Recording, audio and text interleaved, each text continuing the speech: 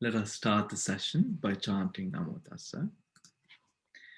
Namo Tassa Bhagavatu Arahatu Samma Sambuddhassa. Namo Tassa Bhagavatu Arahatu Samma Sambuddhassa. Namo Tassa Bhagavatu Arahatu Samma Sambuddhassa. All right. So before all of you start wondering where the Karandu went, I sent it to be polished. So I replaced it with a picture that I recently got for as a nice background. All right. So I'm quite excited about today's sutta actually, because I think as Buddhists and as, of course, as people who draw and living and being within a practice which embodies the fact of, the fact of inspiration, this practice that we do, this effort that we make on a daily basis, it has a lot to do with the inspiration that we have.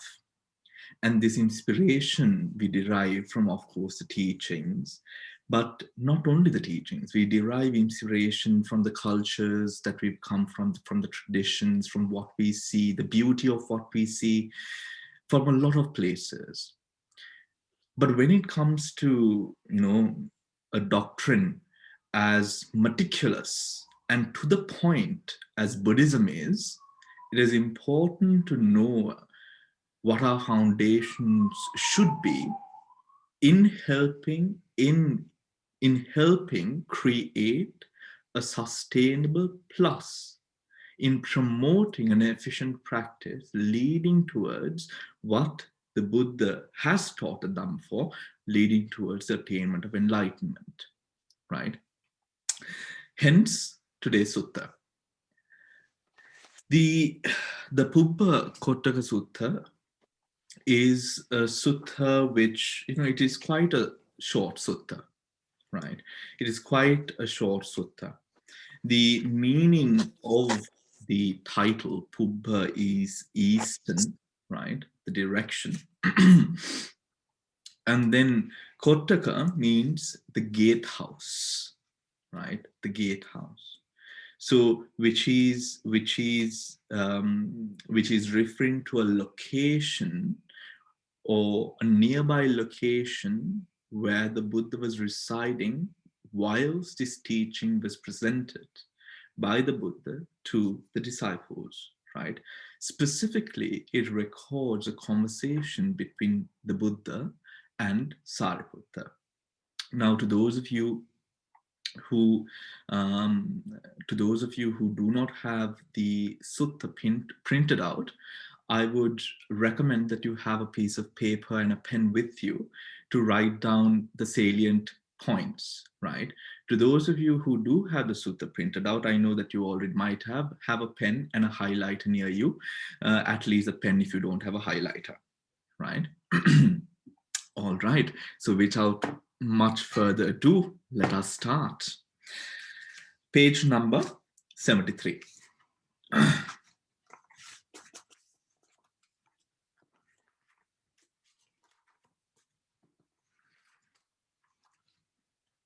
Okay. All right. Bill, I'm going to ask you to read in a bit. Okay. You have the sutta with you, yeah? Okay. I'm going to read the first part and then you can continue, yeah? All right. The discourse of at the eastern gatehouse. Thus have I heard. At one time, the Blessed One was dwelling in the eastern gatehouse near Savatthi. There, the Blessed One addressed the Venerable Sariputta thus: Sariputta, do you have faith that, when cultivated and often developed, has the death-free as its ground? Oh, I'm sorry.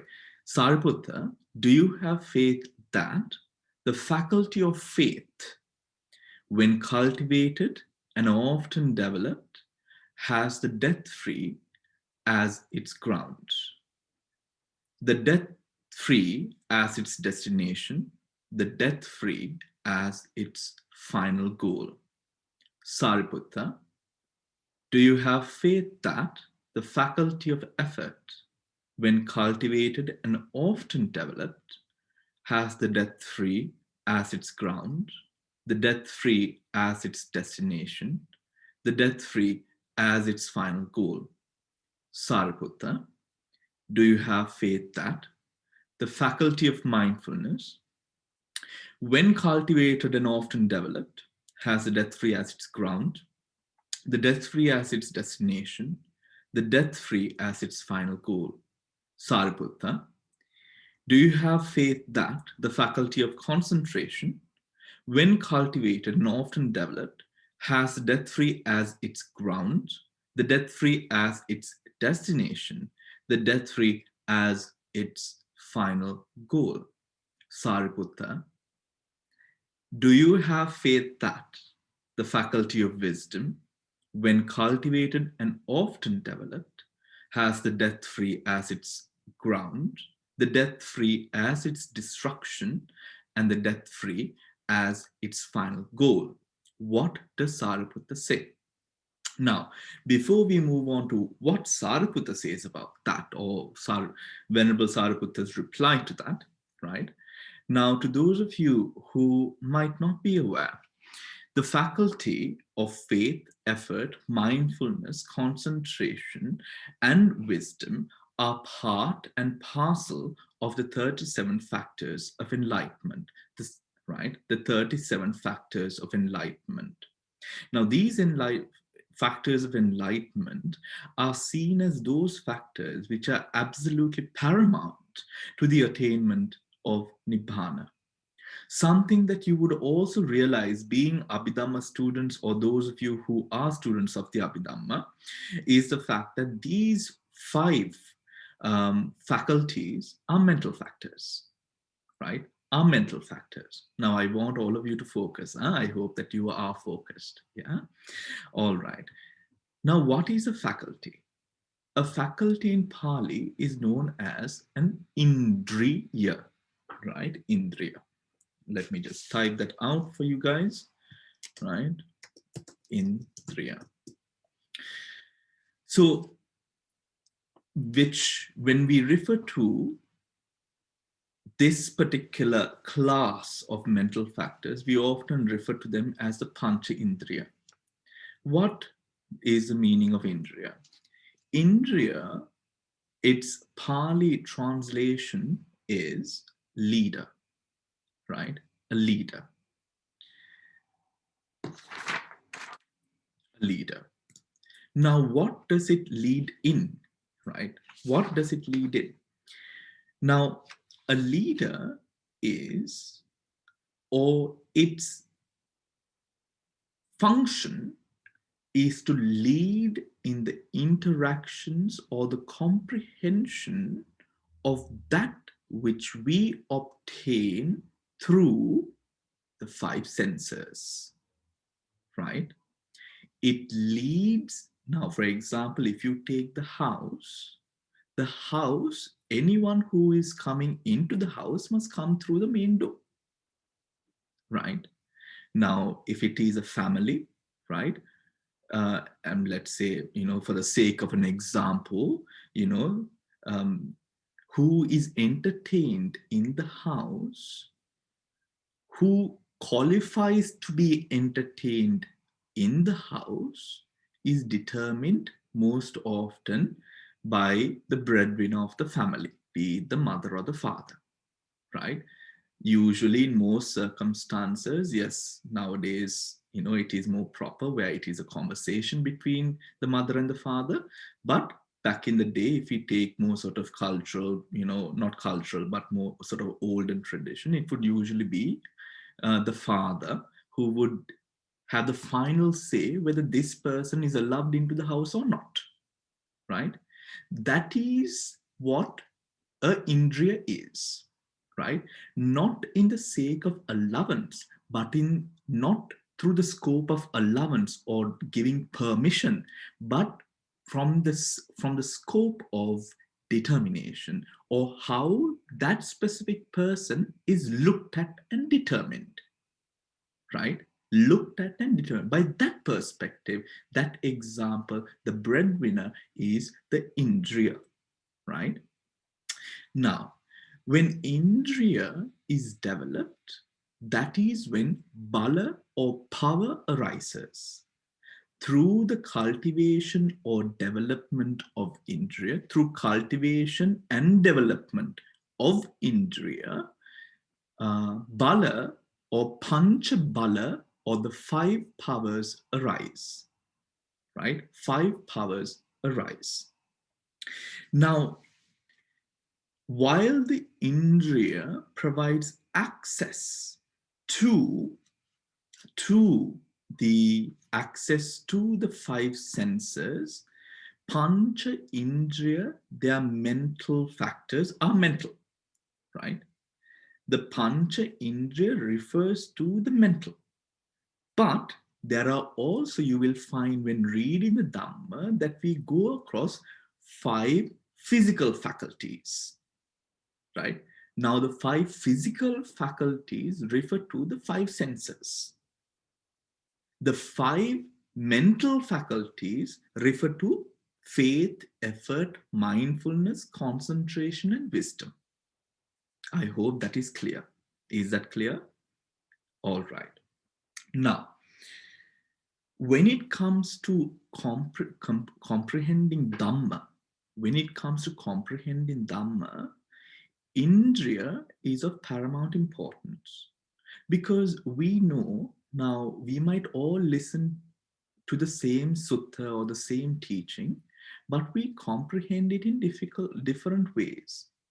Sometimes, let's say you're listening to it with a member of your family who might not really be into Dhamma, who might be cynical of the Dhamma, let's say, right? Most often, we all have that person in the family. We all know that friend or family member.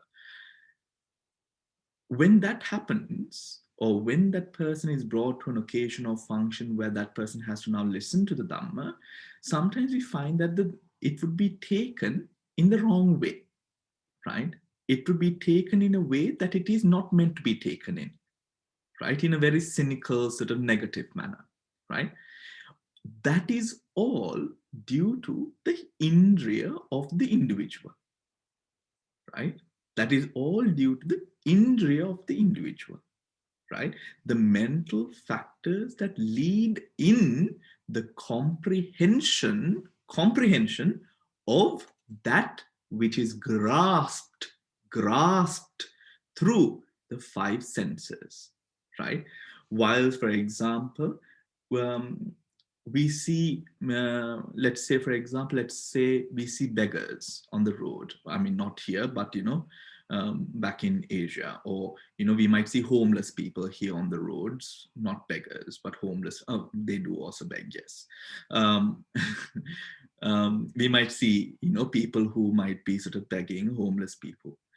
Whilst now someone might sort of make that an element to arouse a sense of anger within yourself, oh, they're begging, oh, all of that. Whilst another might make that an element, or naturally it arises within their minds to do what? To, a sense of compassion arises.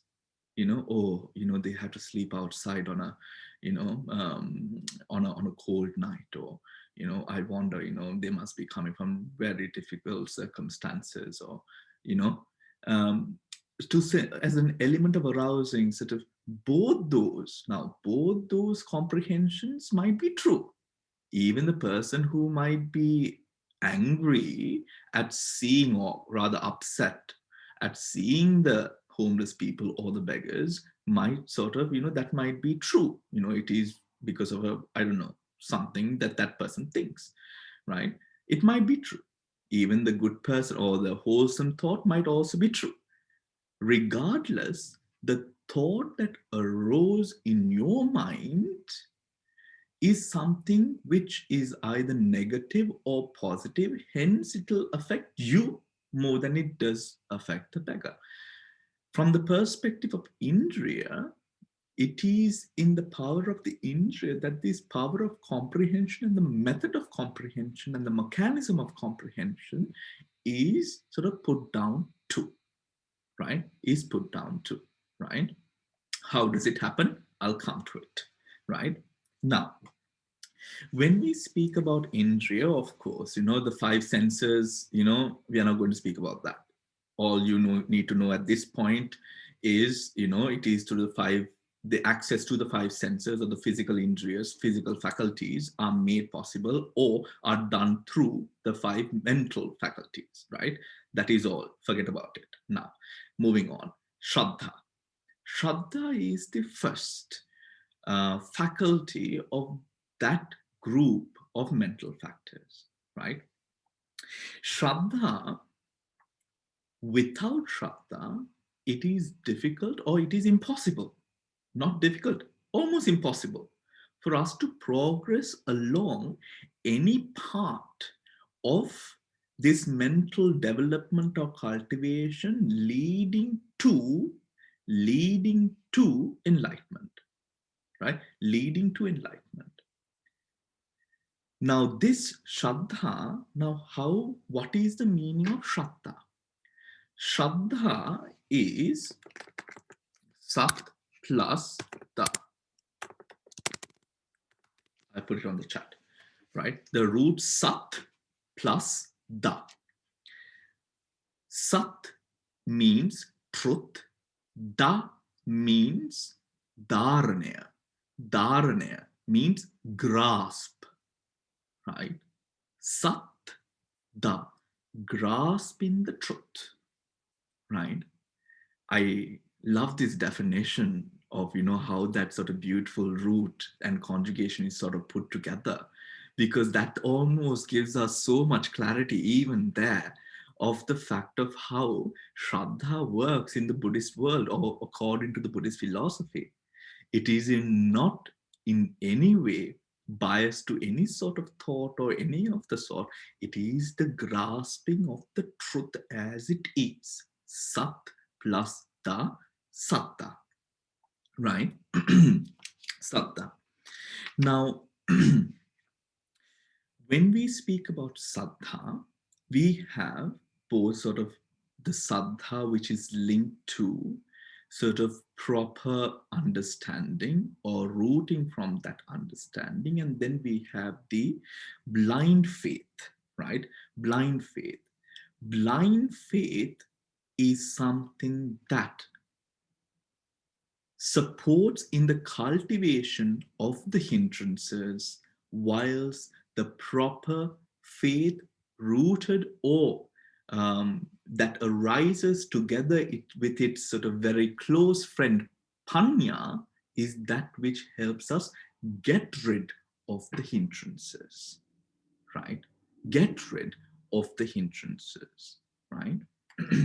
now when Shraddha and Panya is developed together, right?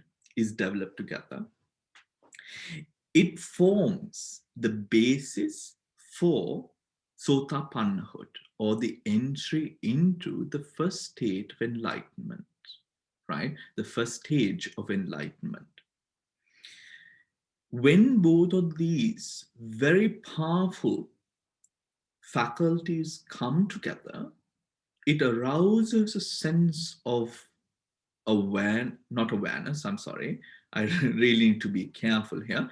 It arouses a sense of realization pertaining to the fruitlessness and the dangers of samsara, right? Towards the fruitlessness and the dangers of samsara. This is a point to all of you, right? And to anyone else who sort of listens to this afterwards, to use these as kind of like a signposter in a way of knowing yourself and knowing, okay, am I or do I really Does the fact of the fruitlessness of samsara, is this something that resonates with me? Do I see that samsara is a dangerous place? If the answer to that question in your own mind is yes, then Shraddha and Panya exist to a certain extent. If the answer to that is no, or if the answer to that is somewhat in a way of putting or sort of sweeping it under the carpet, right? Then that is a sign that Shraddha and faith is now missing or not there, right? Not there, right? Why do I say not there? Because remember, even through, as we go along the sutta and we continue with the sutta, we will understand the Buddha's doctrine is pointed towards in every way to the attainment of the deathless, which is Nibbana, right? Which is Nibbana. That becomes the ultimate motivator for us to keep on practicing the Dhamma. If we do not in any way see a danger within the system that we live in already, within the sense sphere world, then what are we doing all this for? Right? Doing it for the sake of good, which we will come to, is not a reason. Actually, doing something for the sake that it is good falls under amulika shraddha. Right now, let's say, for example, many dana givers who offer food and who take care of the sangha often do it because actually, oh, it's a good thing to do. But doing it because it's a good thing to do is amulika shraddha. It is not akaravati shraddha, right? Doing just because it might be a good thing to do, right? So let's move on, right? Now, when we go into Shraddha, right? Sati, right? When Shraddha and Panya arises together, right? This creates a certain foundation for all the other sort of things to develop. It's like all that is necessary for a fungus to grow, or in a good way, in a good way. It creates a foundation for the other sort of faculties to flourish. When Shraddha and Panya exists within this foundation, what it now produces next is Sati, right? Is Sati. How?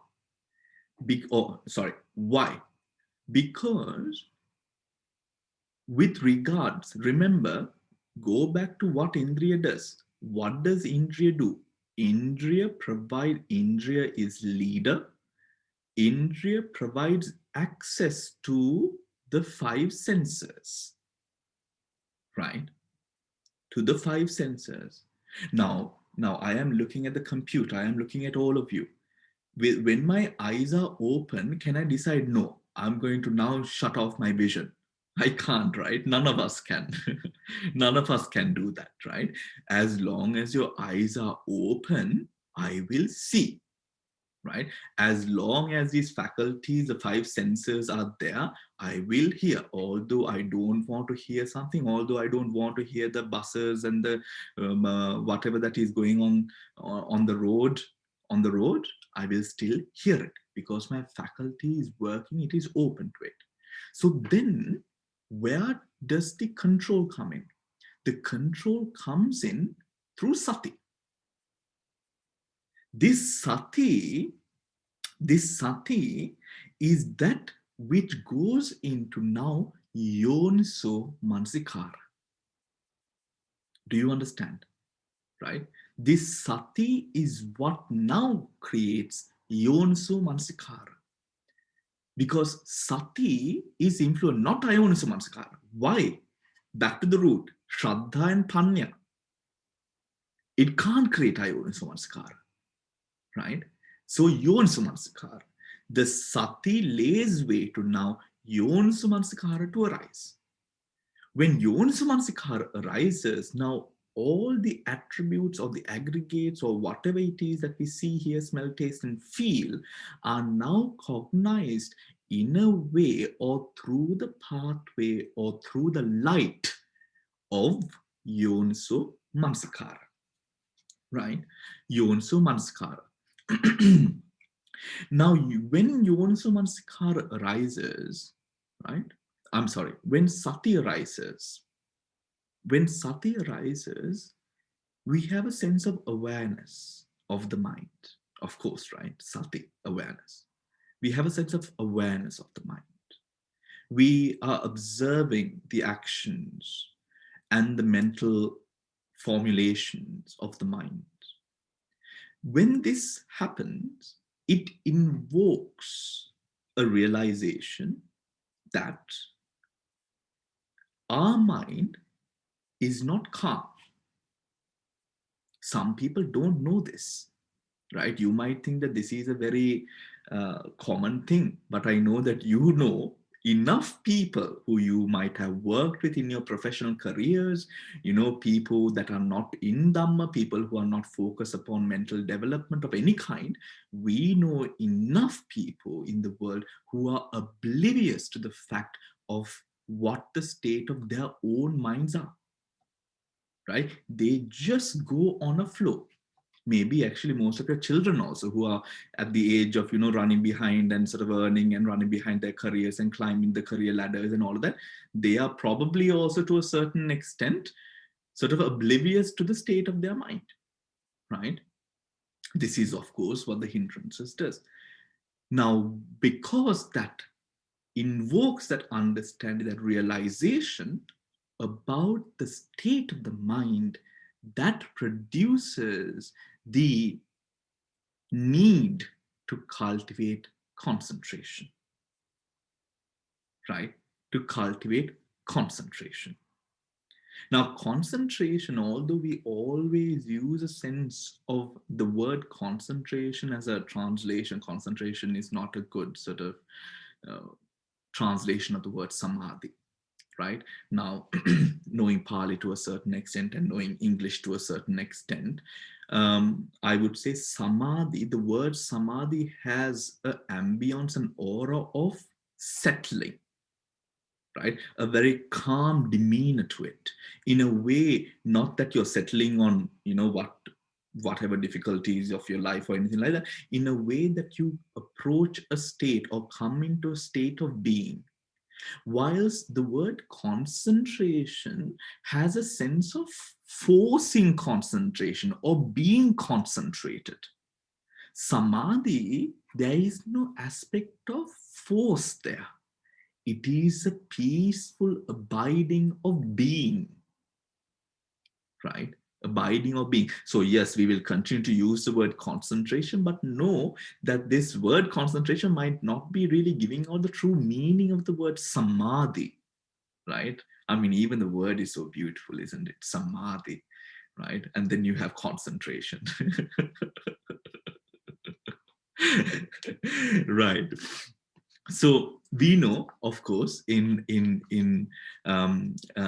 which goes into the development of samadhi. Now, different people cultivate Indriya to different extents. It is never the same, really, because this is really fueled by, of course, past sansaric training, right?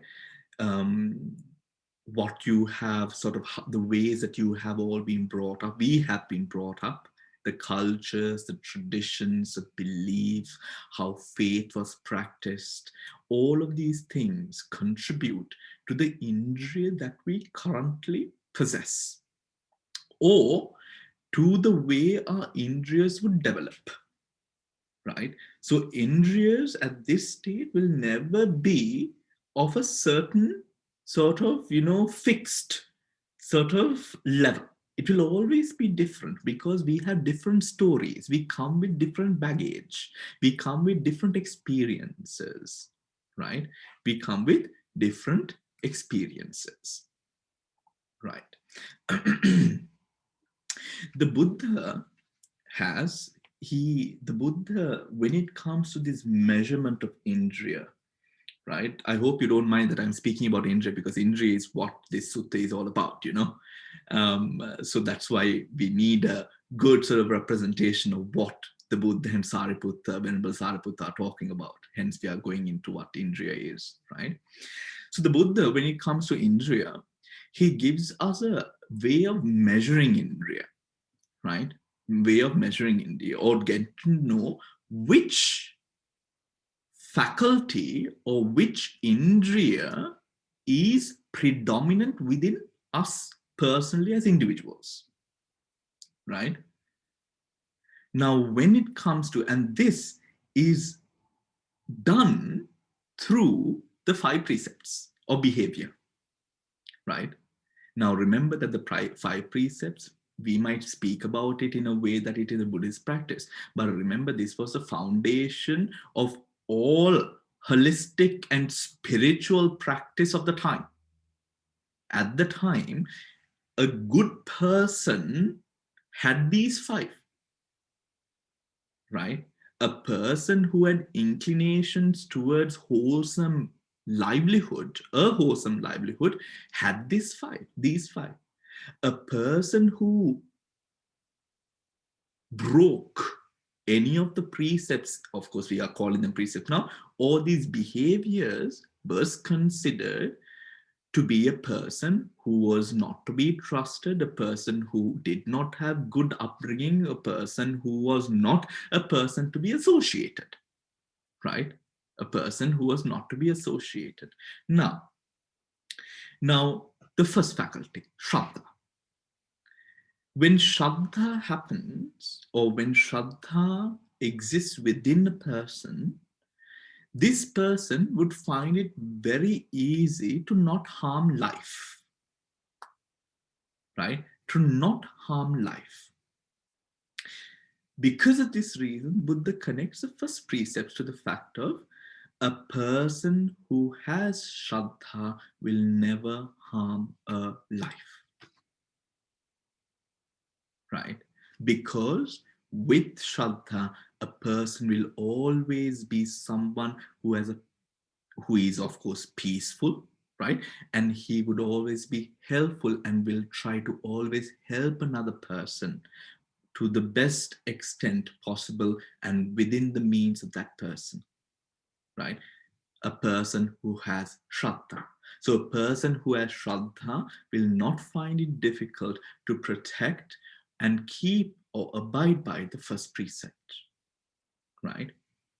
The second, a person, a person who has, or a person who goes through hardships in their life, right? A person who goes through hardships in their life, and in going through hardships, we know when we go through hardships, we often tend to sort of do things to overcome hardship, right? Sometimes the things that we do are things that we prefer, that we ourselves would prefer to keep to ourselves, because we know that these attempts are not always seen with a kind eye, right? With a kind eye.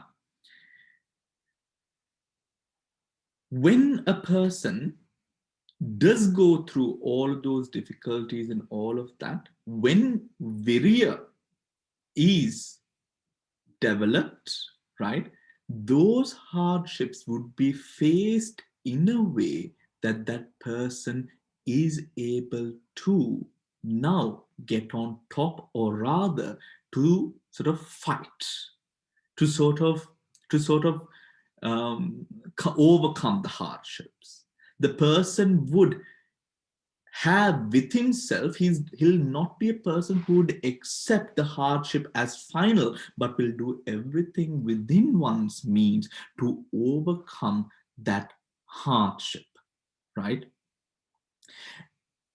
Hence, the Buddha says to be satisfied by one's work. This is virya. So, a person who has gone through hardship, a person who works, who is intrinsically a person who will then sort of work on overcoming those hardships, respects the work that that person does to overcome the hardship. Hence, he will not have difficulty to abstain from stealing. Why? Because of the Indriya of Virya, he respects the work that is put into overcoming the hardship, right? Overcoming the hardship. Now, to make it a little bit more understandable, something that we often say is when a person loses something, we often say, oh, we feel sorry for the fact of how hard that person had to work for that thing, isn't it, with the person lost. When it comes to sort of appreciation of something, we would sort of maybe think about the work that went into having that which that person has. That comes from intrinsic respect for yourself.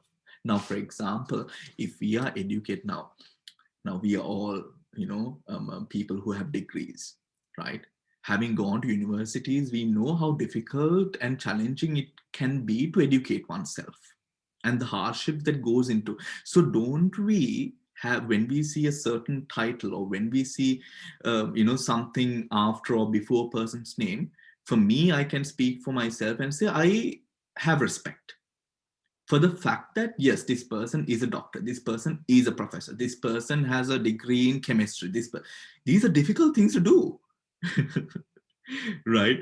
And if for example, let's say if my degree was so difficult, this person has gone through even more because that person's degree is so much more difficult, right? I mean, you compare, let's say you compare an arts degree of some sort, right, to a chemistry degree, right? I mean, a chemistry degree is one of the most difficult degrees out there to have, right? It's so difficult, right? You would, having known the difficulty you had with your degree, what you have is respect for that other person's education, right? That is what this video is speaking about here. Do you understand now? Is it clear, right? Yeah, that is how the Buddha connects virya and the second precept, right? Then the third one. The third one is the person who has sati, and this is quite something, I think, for us parents and anyone who has some sort of effort in the life of another person or effect on the life of another person. Those who have sati have a sense of awareness about what a need and a want is, what they need to survive, and then what they indulge upon, right? A person who has that sense of awareness understands the boundary between need and indulgence. The ability or the faculty of sati here enabling you to now know when to say no. And we often have to say no each and every single day. Plus, we must also teach our children and grandchildren to say no, meaning no to this sense of indulgence and the decisions which are usually those regarding to indulgence. Indulgence meaning that which is not necessary but wholly driven by greed. For example, you take most of the reasons out, a crisis within relationships of today is, for example, what's the word? Unfaithfulness, right? Not being faithful, right? Sensual desire exists in each and every human, starting from the youngest to the oldest. Right? When you see something beautiful, you know this person is beautiful. That is not the issue. The issue is when you do not know when to say no to yourself. Right? The inability to say no, that is now countered by the faculty of sati. Do you understand? Right? Because some people lose their minds. The Buddha has said, no, there is no fire like the fire of lust. There is no fire as a fire of hate. These fires burn and consume. We lose our thought. We don't know what we are doing. Sati gives you that ability to remind yourself that boundary line. You do not cross this. The moment you cross this, everything that you have is done. Right? That is sati. That is how the Buddha connects it. Is that understood? Right? Is it agreeable? I mean, do you guys agree with it? I mean, for me, it makes a lot of sense because we have to say no. I mean, for me, usually saying no is usually when a devotee is being a bit naughty and brings over a cheesecake, you know? Right. I mean, and I had to sort of really sort of say no.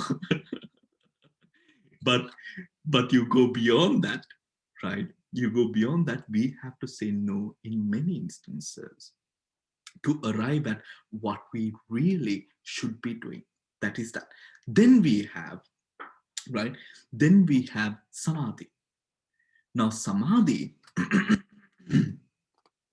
now samadhi, right? When samadhi arises, when a person has or has experienced samadhi, this person is rather beyond. Even if that samadhi arises and that when that person experiences, there's something within ourselves that changes because now we have experienced a part of our minds that we have never experienced before. And this mind that we have experienced by ourselves is enlightening, is calming, is profoundly blissful and peaceful, is beyond the superficial sort of banter and all of that which we have, right?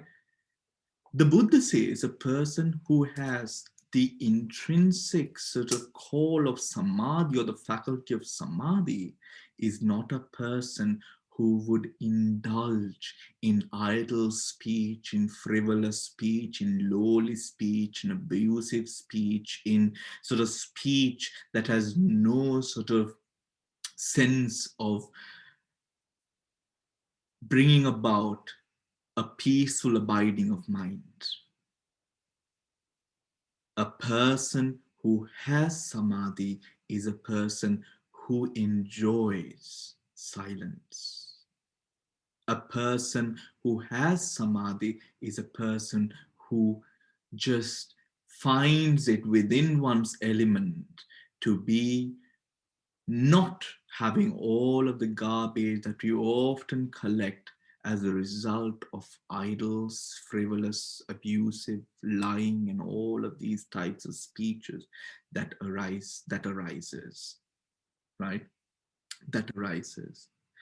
And because of that reason, that leads on to then, right? That leads on to then enabling the person to control the mind and not being tempted to bring about different controls of mind through intoxication to bring about a state of bliss, to bring about a state of happiness.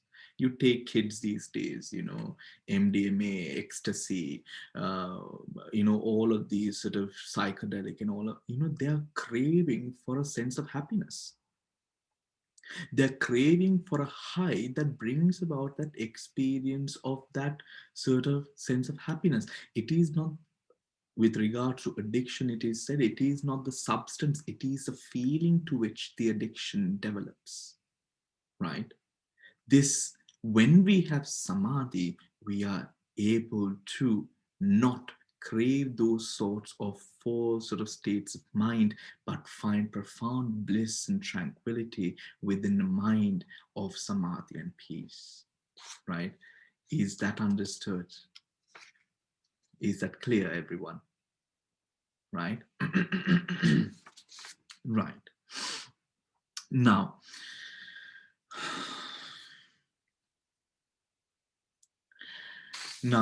all right. So now let's get back to the sutta. Right? So that is Indriya. Right? Is Indriya clear to you? No? Yeah? Mala, you want to ask something? No? Okay. Can I ask something? Yes, Padma, you please go ahead. Now you said no intoxications. Is that the fifth one? Yes. So the Indriya of Samadhi goes on from lying, the frivolous speech and all of that, from the whole aspect of speech into intoxication as well. Okay, thank So you. it applies to both. Yeah, okay, thanks. Mala? I have a question. Sorry. Yes, Mala. Hold on. Go on, Mala. Bhante, thank you. All this time I was wondering why the factors for Indriya and Bala are the same. The factors are the same. Now I know why. Thank you. And the question is, it's about the Amulika Shraddha.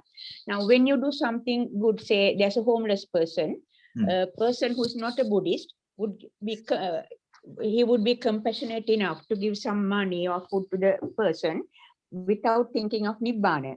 Even when we do that, we don't think of Nibbana. When you help a homeless person, we just give out of compassion. So does it come to Amulika Shraddha because we don't think of Nibbana? We will, Mala, I'm not going to answer that question right now because I think it would be better answered when we go into the sutta. Because we will have to go through the different classes of Shraddha, right? Okay, so thank you. And then, Question, please. Go ahead, please. Yes, it's a very small question. And number two, virya, you compared it to stealing. Virya. I just No, I didn't compare virya to stealing. Yeah, wasn't it something like that? No, no. No. No. One who has virya, yes, that's right, has a attitude to overcome hardship. Yes. In overcoming hardships, cultivates a sense of respect to hard work. Yes. Hence does not steal something of another person. That's what I missed. That's right. I got it now. Thank you, Bhante. All right. Yes. Yeah. Thank you. Yes. Anything else? Anyone else? Yes, Bhante. Can Yes. I please ask? Do you know which sutta has the? Is it in this sutta that they talk about these equivalents from the 5 precepts and the? It is in the Patisambhida Magga. Patisambhida Magga. Thank you. Patisambhida Magga and the Vibhanga. Okay. Thank you. Yeah. Yes. Yes. All right. Shall we move on then? Yeah. Okay. All right. Now, what does Venerable Sariputta Kingsley? Yeah. Can I ask something, Bhante? Yes, Kingsley. Now, we've been going through all these Indriya factors, and the most important out of all these Indriyas is in order to ensure that these Indriya factors are working in the right way, as expected by the Buddha, you have to have the prajna, haven't you? Prajna is the most important factor that controls all these other indriyas. Without it, there is an out of balance in each of these factors. Okay, so because you said that, right? Because you said that. Now, when it comes to, Dale, are you putting your hand up? No. No. Now, because Kingsley did say that. Now, Bante, can I just say something? What yeah. I have heard is that it is sati, which is on top here, that balances the effort and the concentration and balances the pana, not the other way about.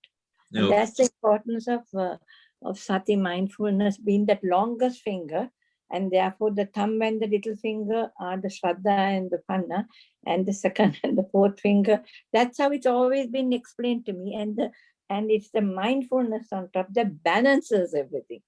Well, let's see what the Patisambhida Magga says. What the Patisambhida Magga says about this is this, right? Now, when it comes to sort of things like, for example, let's say chanting, Buddhist chanting, people say, it's some people do it out of the fact of, Buddhist chanting, blessings, all of that. But then there is a class of people who would then say, for example, like myself, who would say, just chanting is not enough. You have to know the meaning of it. You have to have that awareness of it. You have to know what you're doing for the true benefits of the chanting to come out, right? Now, when we go ahead through the cultivation and development of all of these, yes, prajna is very important. It is like a guiding light, right?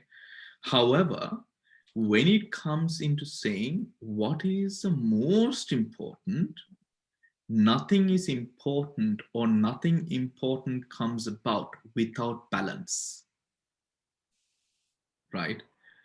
If prajna is too much, remember what I told about samadhi? If the virya is too much, it becomes a hindrance to samadhi. If the samadhi is too much, it becomes a hindrance to the practice. Now, what is more important?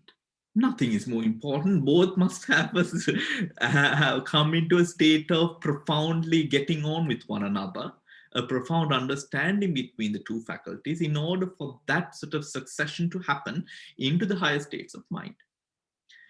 The initial, what is said is, panya and shraddha need to balance first.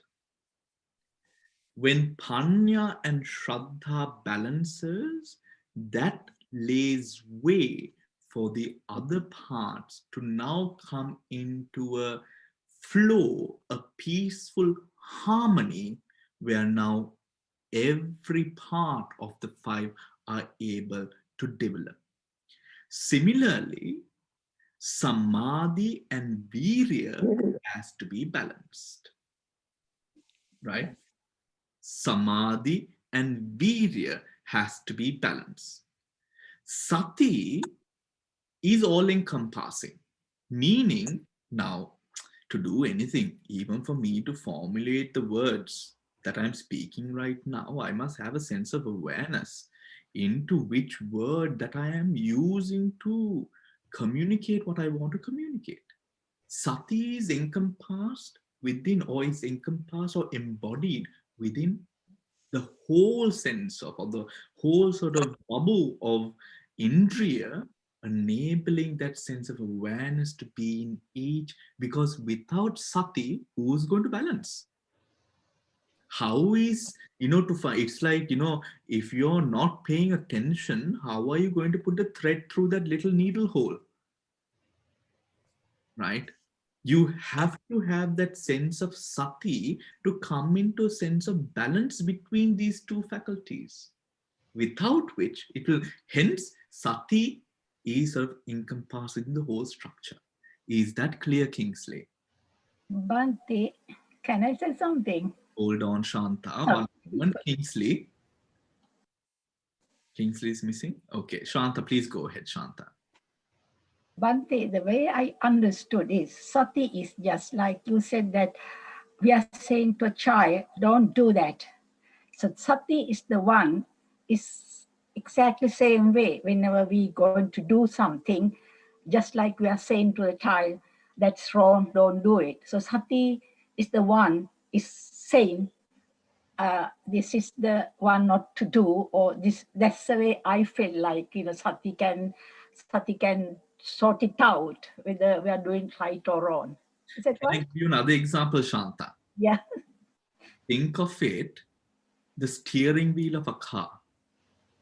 Yeah. Now, for the car to move, the main sort of course, there are the engine is there, all of that, yes, of course, but the direction the car travels is dependent upon two main things. That is the steering wheel and then the four wheels, Yeah. right? The steering wheel is a sati. Something. Yes. So whether you doing it right or right way, you are going right direction, or it's going the wrong way. Is it that way, or Yes. yeah? Because remember, Yeah. when we are speaking about these things, right? When we are speaking about these things, remember, don't forget inspiration. Where is the inspiration coming from? Shraddha and Panya, Panya. Yeah. right? So Shraddha and Panya brings about the inspiration, right? Connected to what? Connected to that which is obtained through the data which is obtained through the five senses, right?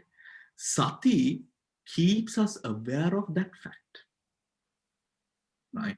Yeah. So while the front two wheels is samadhi and panya, the behind two wheels can be sort of virya and samadhi, driving this journey. And when it is now developed, when you have it, when you develop it, what the advice which is given in the Vibhanga is this: find your strong suit. Now, what I told about the 5 precepts, contemplate on that, find what your strongest aspect is, exploit it.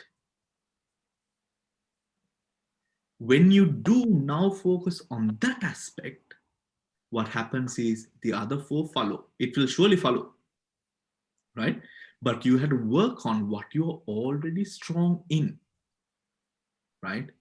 That is what the Vibhanga says in terms of the practice which should be put forward. Find the strong suit, exploit it, and when you do, the others will also develop. And when it does, now, let's say you have something, you specialize in something, right? And you've spent your, it's like, okay, writing a thesis, right? You do your research, you know your ins and outs, you've mastered that area to, yes, you're doing it at a very good place, you have a very good sort of person, a supervisor and all of these things. So you've really been pushed and you are really inspired to develop this area of expertise. When you do, now what has it turned into? At one point, that expertise is going to take you wherever you want to go in the field. Dependent upon your expertise, that now Indriya has turned into Bala. Do you understand? Yeah. I did that. Right? Now Indriya has turned into Bala. If Indriya does not turn into Bala, there is no use of it. Right? It has to be developed. Because without Bala, that is when you're going to say, when something very lucrative, now usually we will all be very good Buddhists up until something lucrative comes our way. We will all speak the truth up until, if saying a small lie brings about something very lucrative. But that Bala helps you to say no. That Bala helps you to stay focused. That Bala helps you to now, you don't feel like you lost something. You feel like now you've got something stronger. I was listening to this motivational speech by one of these sort of fintech. Fintech is sort of financial consultancy and all of that. Fintech sort of giants. And what he said was, in a negotiation, you often feel like this is the only thing, or this is the only option that is available to you. And he said there is no other thought that can ruin your negotiation than that thought of thinking this is the only way. There are so many ways. The thing is, you haven't thought about it yet, right? You haven't thought about it yet. And we often do that when it comes to anything that challenges our 5 precepts. We think this is the only way that I'm going to succeed, by breaking this. But there are so many other ways, right? We do not open up to that fact. Okay. All right. Can I just ask one more thing? Yes, Padma. Please. What is the meaning, what does the word death-free mean here?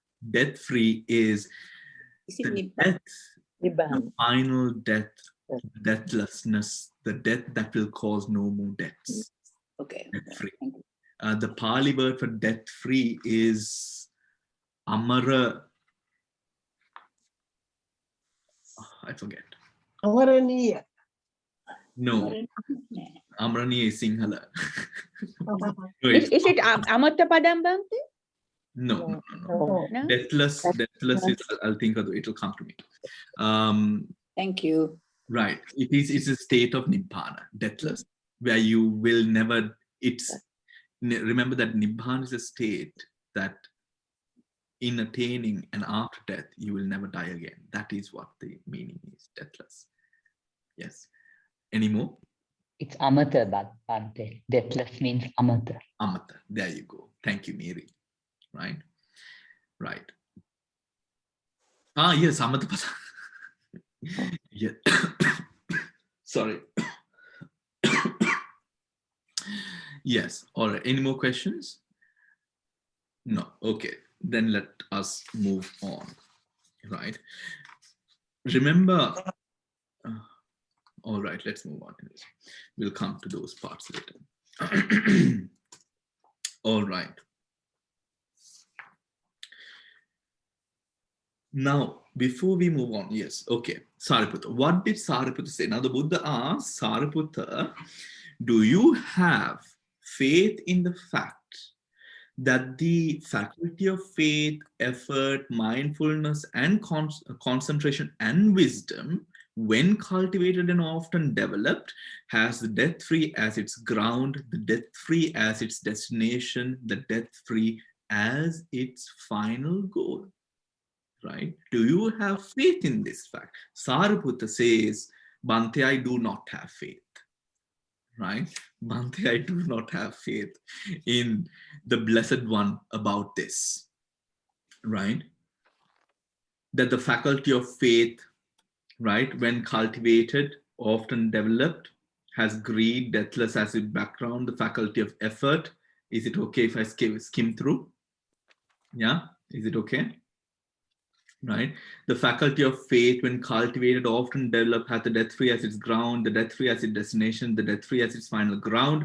The faculty of effort, mindfulness, concentration, and wisdom, when cultivated and often develop, has the death-free as its ground, the death-free as its destination, and death-free as its final goal. So what is Sariputta saying? Sariputta is saying, no, Bhante, I don't have faith that upon the fact that the faculty of faith, effort, mindfulness, concentration, and wisdom, when cultivated and often developed, has death-free as its ground, destination, and as its final goal. Right? Samantha. Yes, Samantha. Bhante, can I just ask that word death-free and deathlessness? I've heard that as well. I know Bhante said that was to do with Nibbana, but why is it? Is it called death-free and deathlessness? Well, okay. Death-free as its ground, death-free. I'm sorry, I think I put in the word deathlessness. Deathless, okay.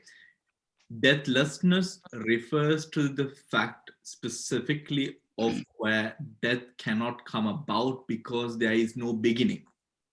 Mm. Do you understand? Remember, Nibbana has no beginning, hence it does not have an end. Yeah. Right? Mm-hmm. There, the word deathlessness is used. When it comes to the death-free, which is often the common word which is used, it is directly again used for the fact of that upon this, there is no death that will happen again. right? So deathlessness refers to the cause and effect structure. Death-free refers to the fact of no birth, where death will not happen again. Yeah. Okay, thank you. Similarly, referring to nibbana, right? Yeah. Okay. Attains to deathlessness, isn't it? Yeah, thank you. Yeah? All right. So Sariputta says, no, Bhante, I don't have the faith, right? So what is Sariputta saying about? What is he saying? Those who go by faith. So page number 74. Bhante, for whomever this is not known, not seen, not understood, not realized, not touched by wisdom, they would have to go by faith in others about this. Oh, touches my heart. The faculty of faith about this, meaning that the faculty of faith, effort, mindfulness, concentration, and wisdom, when cultivated and often developed, has death-free as its ground, death-free as its destination, and death-free as its final goal. This is referring to the innate thing that we all often do, where we have to prove something to ourselves or to be motivated in going to a certain or arriving at a certain place to see something which might be in the future. Sariputta says, Bhante, I have seen what is beautiful, he has said, for whomever this is not known, not seen, not understood, not realized, not touched by wisdom, right? They would have to go by the faith in others about this, right? In faith about others about this. Now, this is something that I often remember, because I think with the time that we live in, with regards to Dhamma and all of these things that are often taught, we tend to blame others for whatever it is that they have taught us or whatnot. But at the end of the day, right, at the end of the day, it is our faculties which really contributes to the understanding, right? If our faculties were straight, if our faculties were clear, if our faculties were developed to an extent where we were able to comprehend clearly, then we cannot be we cannot be sort of pushed astray by these different thoughts that can often be taught, right? Moving on. Then who go by wisdom? But Bhante,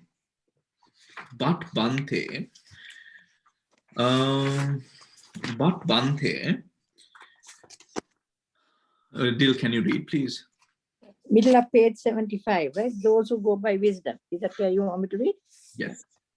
But Bhante, for whomever this is known, seen, understood, realized, touched by wisdom, they would have no uncertainty, no doubt about this. Yes. Now that is the icing on the cake.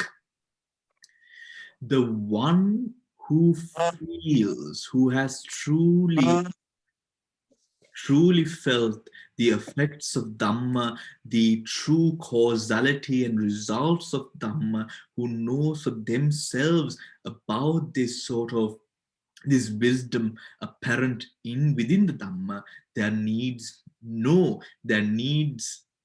be any other motivator around there. Sansara itself is the motivator. The life that we live itself is the motivator. The nature of change itself is the motivator. The sun that rises causing the moon to now descend, and then the moon that rises causing the sun to descend, is itself the motivator, right? This is something, Bhante, that I have seen for myself. So why should I have faith? I have no need for it. Quite unsettling, isn't it? Let's, right? And faith in what? With relation to what is he talking about? Faith, effort, mindfulness, concentration, wisdom, as we have done before, right? Dil, from 76.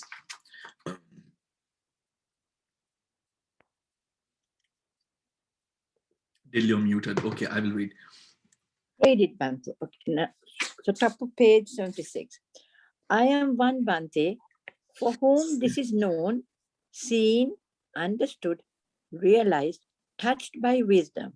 I have no uncertainty, no doubt about this, that the faculty of faith, when cultivated and often developed, has the death-free as its ground, the death-free as its destination, the death-free as its final goal. Right. That the fact. All right. There's not much to read actually. In terms of then again, what again Sariputta is saying is, I know, I've seen it. It has been touched by wisdom for me. There's nothing further for me to sort of have faith about, right? To have faith about. The Buddha's endorsement. Yes, Sujata. No, I didn't interrupt. Ah, okay. I thought you put your hand up. Okay. No, yes, right. All right.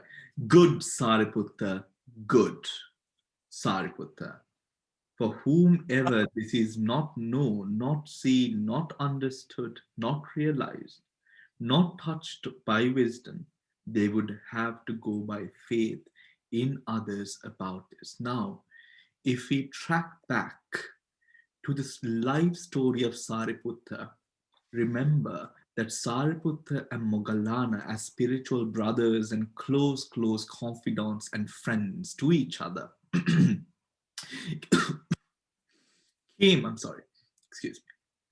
came from a place where they had an eminent teacher, right? They left their teacher with a retinue of monks, right? No, they left their teacher, right? And they, with who their teacher was, they had a very high standing as disciples with that teacher as well. But they left and they came on a journey for what? To find the truth. They were not people who were going to be taken aback from the plump and glory of the Buddha. They were taken aback by the true wisdom of the Buddha. Right? Because remember, there were people who were taken aback by the plump and glory of the Buddha. Meaning, I mean, when you go to the Buddha, just imagine 10,000, 5,000 monks sitting around in the forest. Just imagine the picture, right? The king or the queens or the ministers at the, all seated on the ground, and this Buddha sort of seated on straw or whatnot, but yet so great his posture. There's so much to be sort of taken aback by. Right? There's so much to be taken. And there were people who were subdued by just the image of the Buddha. But Sariputta and Moggallana were no fools. They were very highly intelligent people who had also come from, who also had other teachers and who also came from very wealthy backgrounds. They were on a journey. They wanted to find something, and their true inclinations to find that was wisdom.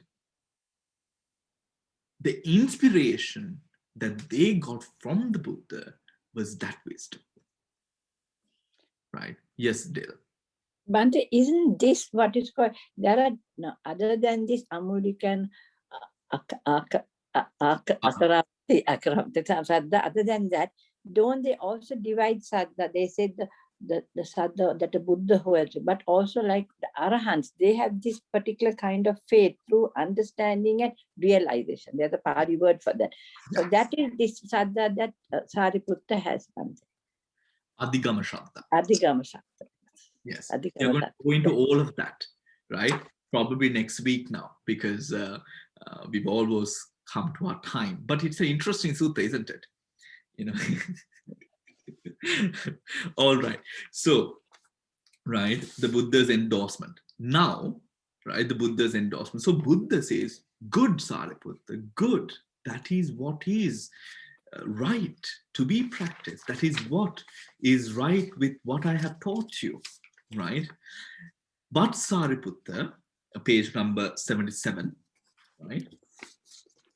But Sariputta, for whomever this is known, seen, understood, realized, touched by wisdom, they have no uncertainty, no doubt about this, about the fact that faith, effort, mindfulness, concentration, wisdom leads to that state of deathlessness, right? Leads to that state of deathlessness, right? So the Buddha reaffirms the fact that the person who sees it does not need faith, but will have an organic form of understanding fueled by wisdom upon the fact that this is that which is, this is the reality, and from moment to moment this is what transpires, right?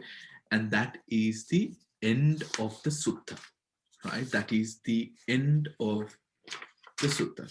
Now when it comes to, right, now when it comes to a kusala is, we know, a wholesome state of mind. A wholesome state of mind, there are 8 wholesome consciousnesses, right, that attribute to the function of a kusala mind within a unattained individual. By unattained, I refer to a person who is not an enlightened being and a person who is not, or who has not cultivated the jhanas or the arupa jhanas or the rupa jhanas, right? There are 8 consciousnesses that contribute or which will be at play for a normal person. When we take the consciousness, we have the first consciousness being Somanasa Sahagata Jnana Sampyutta Asankarika, right? Forget the Asankarika and the Sasankarika. Let's focus on the Somanasa Sahagata Jnana Sampyutta. To those of you who are unfamiliar with the Pali, the first consciousness which is spoken of in the wholesome consciousnesses, or the set of wholesome consciousnesses, the beautiful consciousnesses, is a consciousness that is Somanasagata. Somanasagata. What's the English? Full of joy. Look at mind that is accompanied by joy. Yes, accompanied. A mind accompanied by joy. Jnana Sampyutta. With knowledge. With knowledge. With knowledge. With knowledge. Right? With knowledge. Now, just as what I mentioned with regards to concentration and samadhi, concentration, as I mentioned, gives this sort of forced nature, where it is forced. Remember, within the consciousness of kusala, there is no element of force, it is an element of being. That attribute doesn't have to be brought out, it is existent there. Do you understand? Right? When that attribute, now I want you to focus, when that attribute is within that consciousness, right, that doesn't need to be further fueled into it, that consciousness already holds it. The practice would fuel it, but at the moment of consciousness, or when it comes to the consciousness stream, it is present. Because it is present, it has a calming, blissful, tranquil, stable presence in the present moment. What I mean by that is,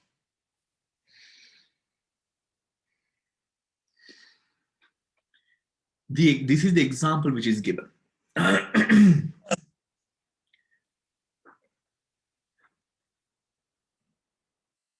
There is a small boy. The small boy is with the mother or near the mother. The mother is in the vicinity. The small boy is told, this is not your mother, right?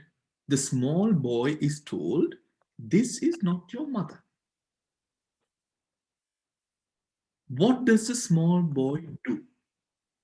The small boy runs and gives the mother an embracing hug.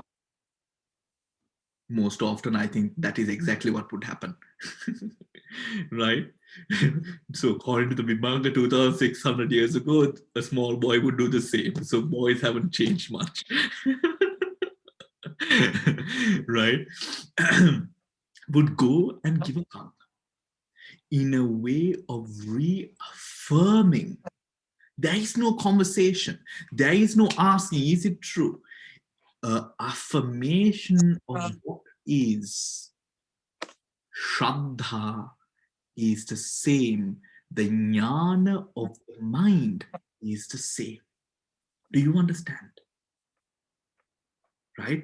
Almost, sort of reapplying with grace, with confidence, the fact of what you already know.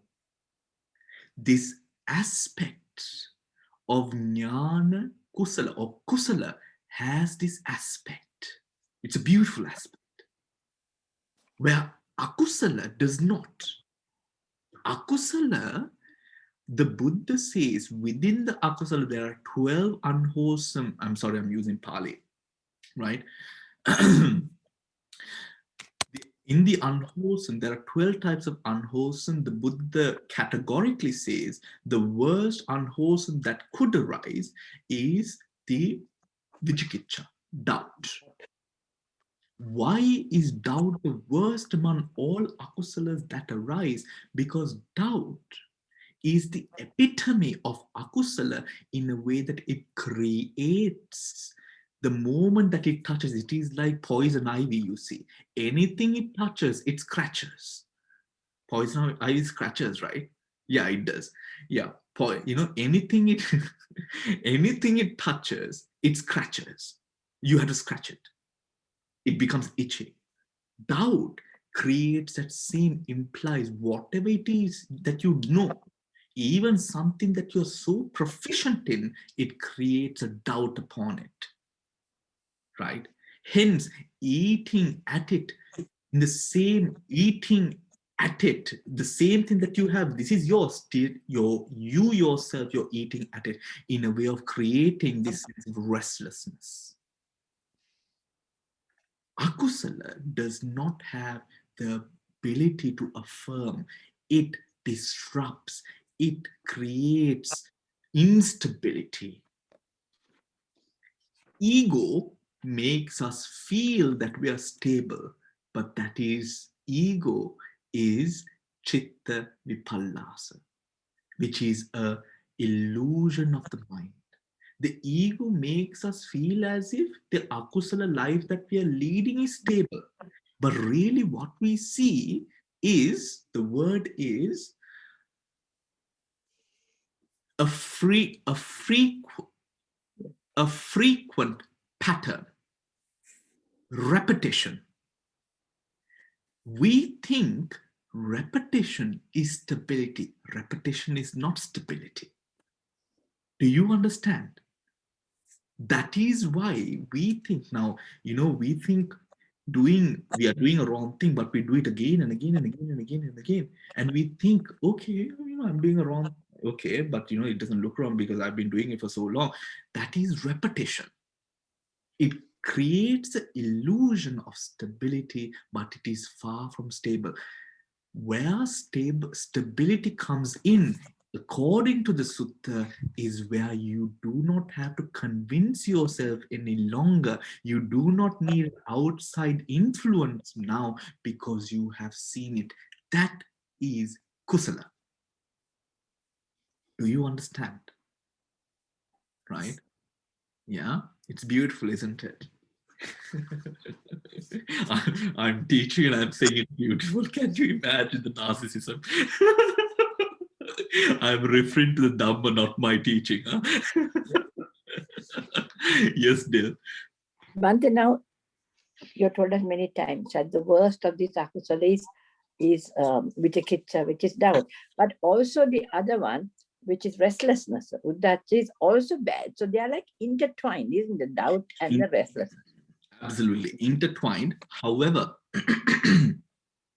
where the Buddha says that vicikiccha is the worst, is in the the heinous crimes, which is instigated by vicikiccha. Thank you, Bhante. Right? That is where we come to the conclusion through the Buddha's teaching that vicikiccha is the worst, because the worst thing that you can possibly do now, for example, even if you kill a mother, kill a father, or commit any of the other crimes, you can come out of it just like Venerable Moggallana came out of it.